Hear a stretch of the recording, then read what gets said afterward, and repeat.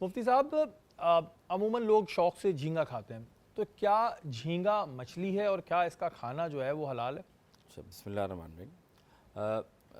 फ़ुक़हाए अहनाफ़ के नज़दीक जितने भी समुंदरी आप जानवर कहते हैं या जिसे आप कहते हैं कि या दरियाई जो जिसे कहते हैं मछली कहते हैं, तो फ़ुक़हा के नज़दीक सिवाय मछली के कोई भी जो है शय खाना ममनू है। इसमें अब एक पहलू आता है कि उर्फ़ आम में झींगों को क्या कहा जाता है। देखा जाए कि जिस इलाके में झींगा पाया जाता है वहाँ के मछेरे इसको क्या कहते हैं, झींगा मछली कहते हैं या कीड़ा कहते हैं। जब अगर हम आम अपन जैसे हम शहर में रहते हैं तो आप देखते हैं कि जब मछली वाला आवाज़ लगाता तो झींगा मछली कहता है, तो इसको मछली कहा जाता है। तो इसमें दो इख्तिलाफ़ात हैं उलमा कराम के। कुछ कहते हैं अगर इसको मछली समझा जाता है और कहा जाता है तो इसका खाना जायज़ है, लेकिन बहुत से फ़ुक़हा कहते हैं कि नहीं, इसका खाना जायज़ नहीं क्योंकि ये कीड़े की शक्ल का है। अच्छा, मैं आपको बताऊँ, मछली के लिए ज़रूरी नहीं कि उसके गल फेफड़े होने चाहिए, उसके पर होने चाहिए, लेकिन उसे उर्फ़ आम में उस शहर में मछली कहा जाता हो।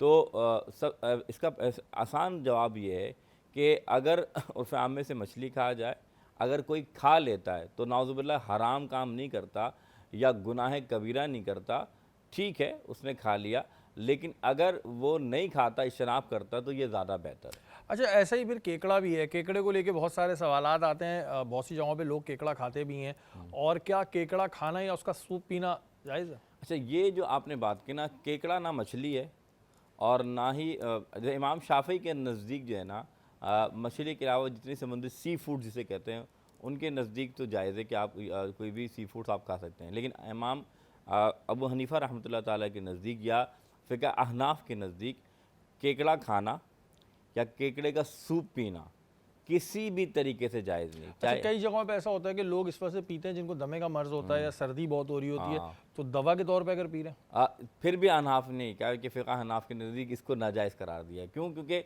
उनके नज़दीक ये हराम है इसका खाना इस्तेमाल करना।